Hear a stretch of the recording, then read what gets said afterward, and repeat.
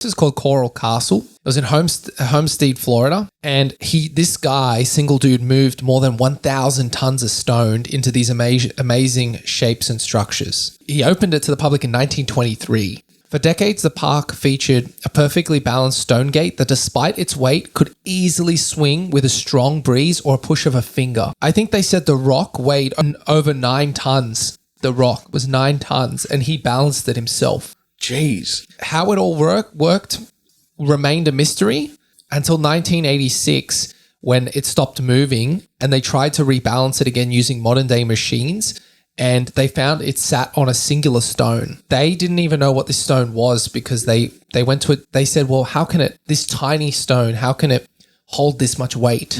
No stone we know can hold that much weight. Like, it would just shatter. Right. It would crush under its own pressure. So they sent it off to a geological team. It was identified as an unidentified rock. They could not pinpoint its location, and they said it wasn't a meteorite. So they said any stones on the earth now cannot hold this much weight. Melt glass. Nope. Obsidian. They said they didn't even know what substance it was.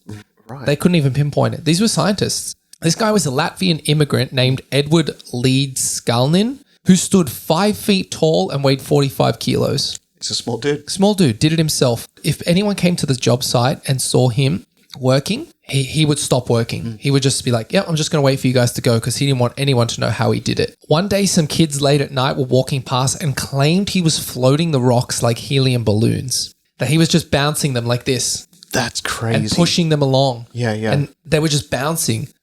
He also invented this kind of magnetic generator, but no one could figure out how to use it. He would spin a crank and these magnets would spin. So maybe he floated it with magnetic force. Do you think that he discovered these techniques? He did it all himself. When he was interviewed, he said, I have a great understanding of mechanics. It's not knowledge passed down to him. Nope. He's figured it out. He was an immigrant. He had no idea. Taught it all himself. He was just gifted. You know, those people who just know. They're just so gifted and they just know what to do. Why don't these people ever pass on this knowledge? Leedskalnin also claimed to have used no mortar, yet no light could pass through when the stones met. The cut that he used to make the stones was like laser precision. And he didn't even use cement.